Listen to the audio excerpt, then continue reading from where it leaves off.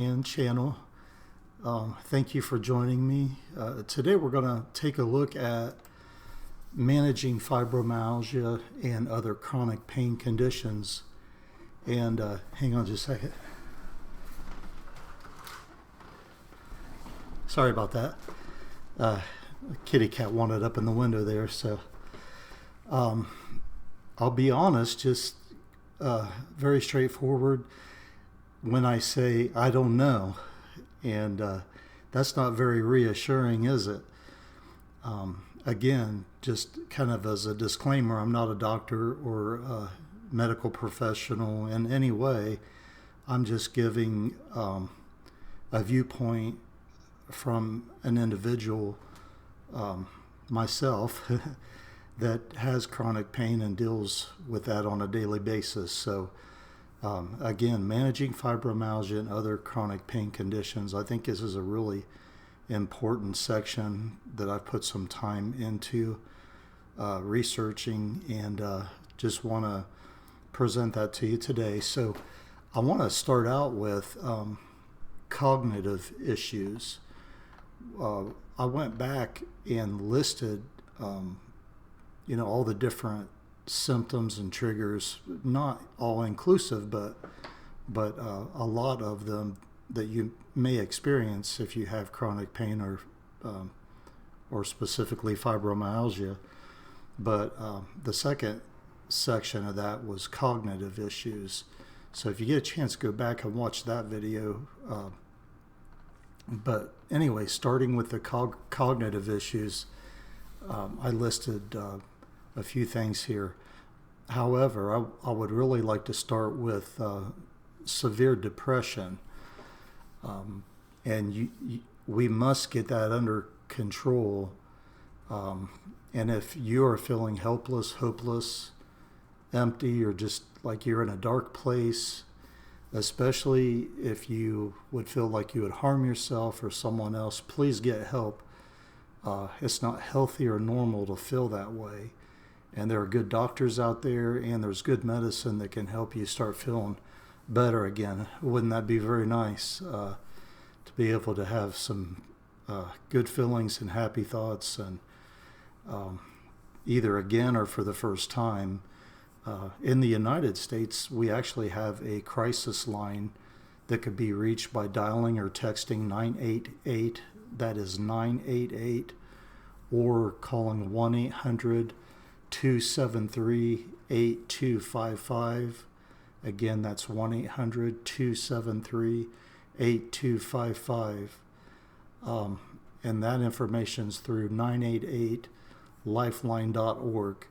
So you are a very special person, and there's no one individual in this whole world that's above another person. So this is the human race, and we just want to love and take care of each other. So you're important, and we want you to be around for a long time.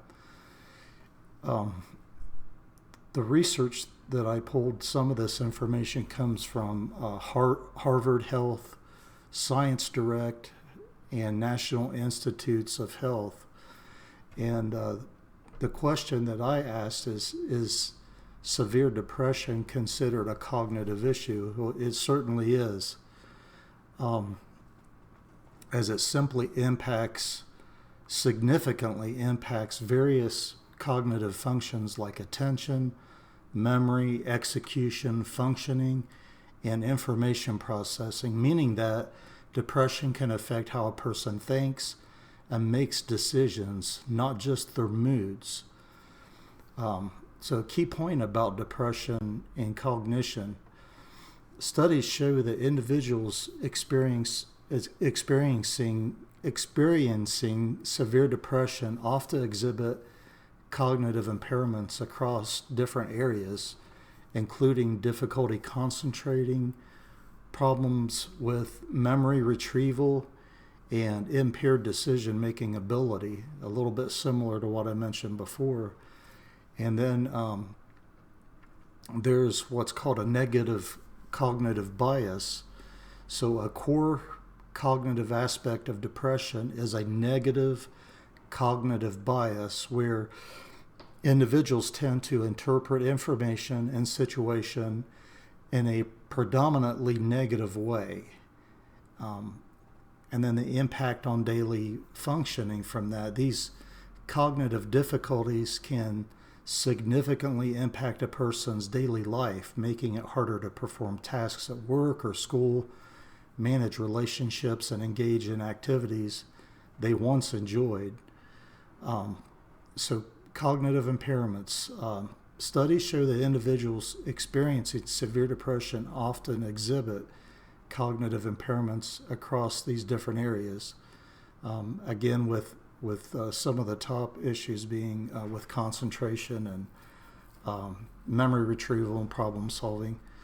And that makes it really difficult in the real world, doesn't it? As we try to live like that and try to function, it makes it almost impossible, but it puts you in a very difficult situation. So we need to make sure that that's being taken care of. And I think that's even, in my opinion, more potentially more critical than some of the other physical symptoms that we exhibit. And there's really good medicine out there nowadays that really helps with depression, but there's always a caution with that, and sometimes that can be a long road trying to figure out what works and what doesn't. And you want to be careful about that because many of these medicines carry what's called black box warnings. So if you start on something, make sure that you let others know, make them aware that you're taking this medication, and so they can kind of help watch for any type of adverse reaction. And if you just decide to stop taking any medicine, make sure that you please refer that situation to your doctor, because again, there can be some very, very difficult withdrawal symptoms if you just stop taking those type of meds. So sometimes it's a long journey to find out what works. I take Cymbalta or duloxetine. I've been on and off of that a few different times, but it's kind of been my go-to to kind of help to get me out of that dark place and to help me to be able to function better. Again, everyone's different. Everyone's symptoms are different in the way we react to medicines, and so it's not an easy journey, but it's worth hanging in there. So I want to go to brain fog. So when it comes to brain fog, I believe slow and easy does it. It's good that we learn how to pace ourselves the best that we can, and don't be afraid to ask for help. I'll find myself in a grocery store and I'll just be so lost. I mean, to go from one aisle to another and trying to find something. Sometimes I'll think I'm even in a different store. So it can be really severe. So I've learned to just tell people around me, it's like, hey, I have fibromyalgia. It affects my brain, how I think. Would you mind helping me find where the sugar's at, or whatever it is in the store that I'm looking for. I've learned to kind of swallow my pride and ask for help. And the next one is memory loss or forgetfulness.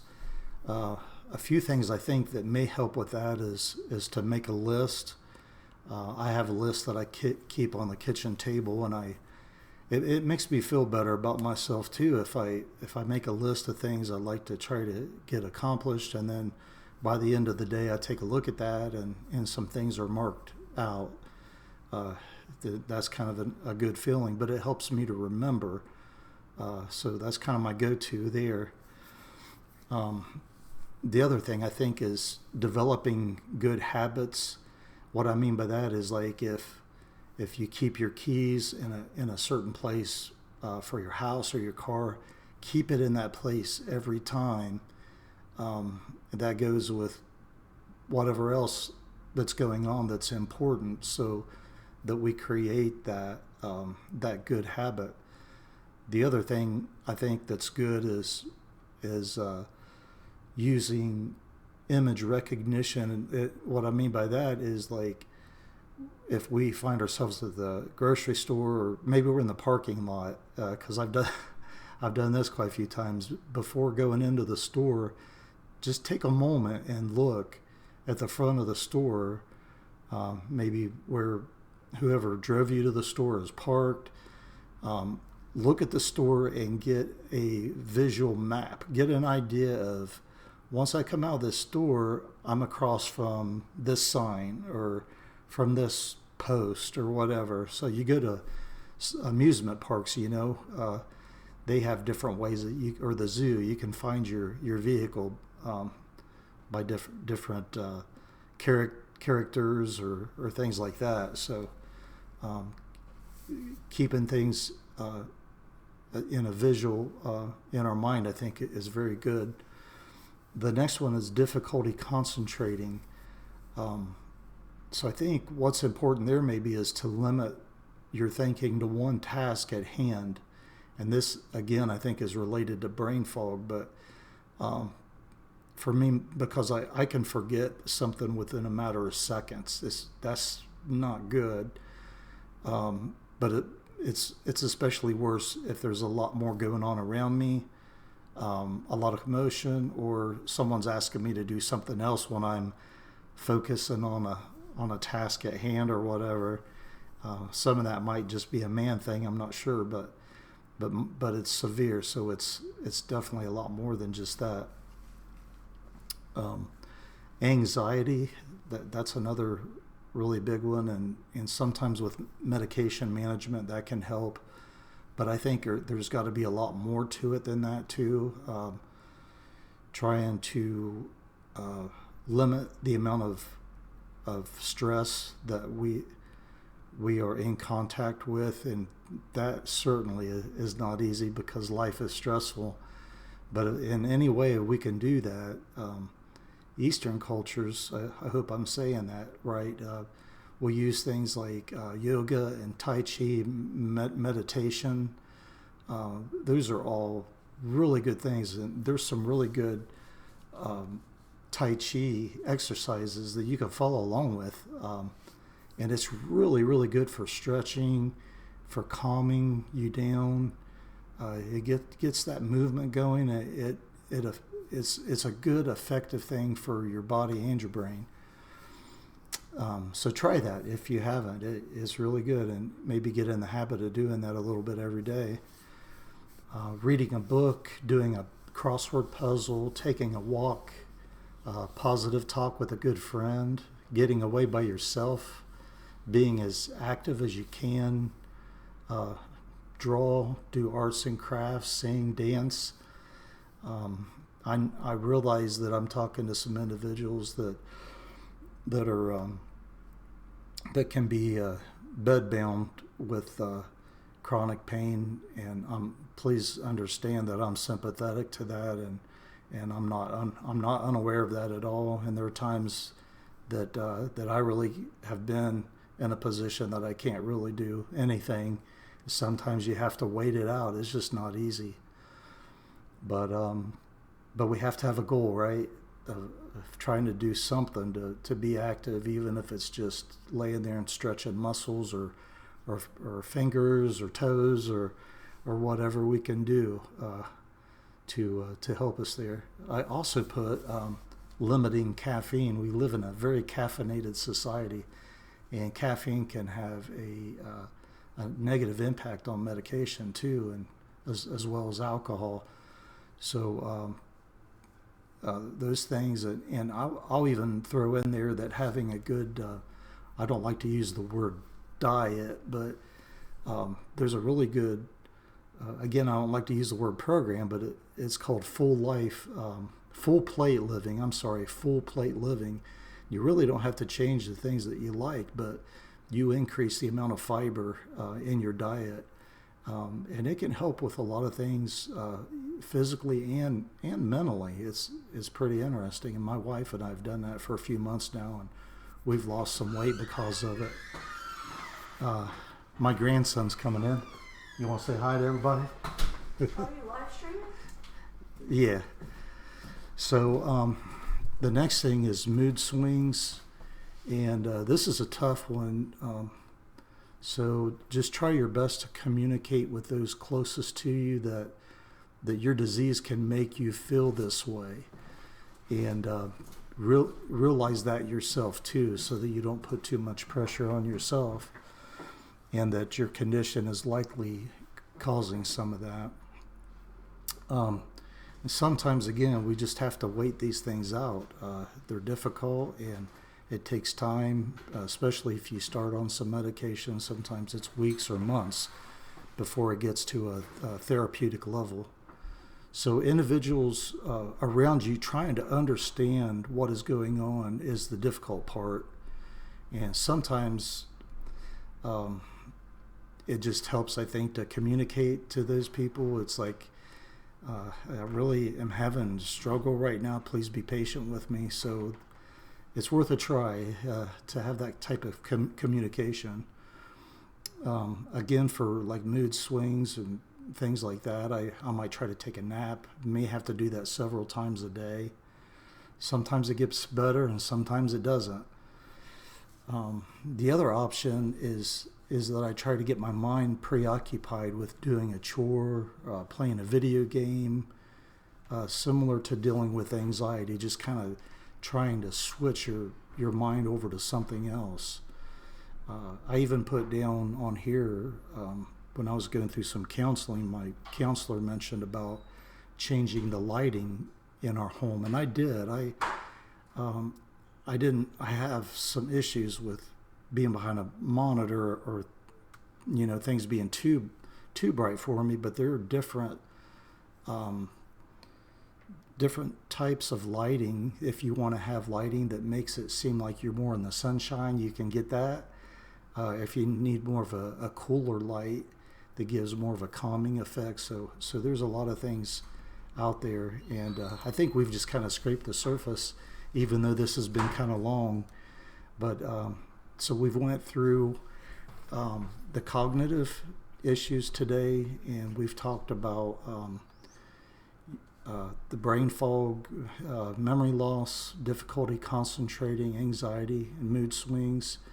So what I want to do the next time is try to hit on some of the other symptoms, the things that affect us physically. We're going to get into that and kind of explain what the difference is between worry and anxiety. So this is Fibroman signing out. Have a great day.